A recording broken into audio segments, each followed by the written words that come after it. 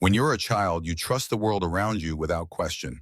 Your home feels safe, adults feel protective, and fear usually comes from obvious places. Thunderstorms, dark hallways, bad dreams. But sometimes the fear doesn't announce itself. Sometimes it grows quietly alongside you, only making sense years later.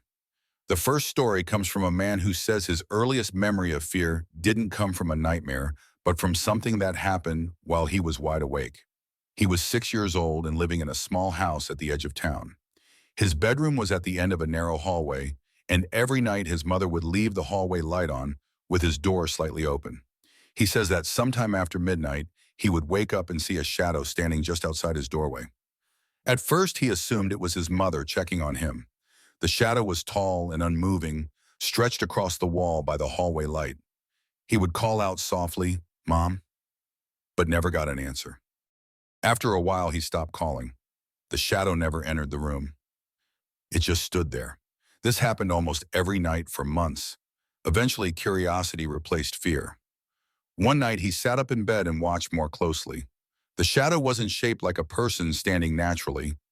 The head was too long, the shoulders were uneven, and when the hallway light flickered, the shadow didn't change with it. It stayed perfectly still. Terrified, he pulled the blanket over his head and stayed that way until morning. Years later, as an adult, he asked his mother about it. She laughed at first, assuming he was talking about nightmares. But when he described the shadow in detail, her expression changed.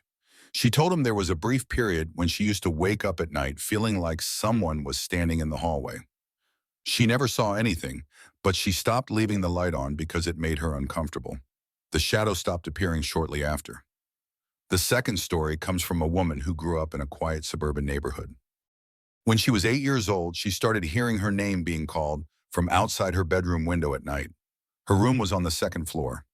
The voice was always soft and familiar, like someone she knew trying not to wake the house. Sometimes it sounded like her older cousin. Other times like a neighbor's child. It never sounded threatening. The first time it happened, she opened the window and looked out.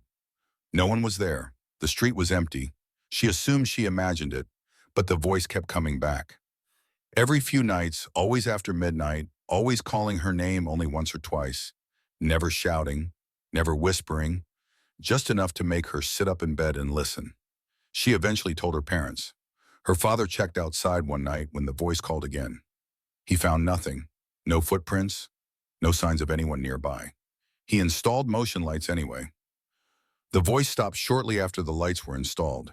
Years later, as a teenager, she learned about cases where predators would call children by name to lure them outside. The realization made her physically sick.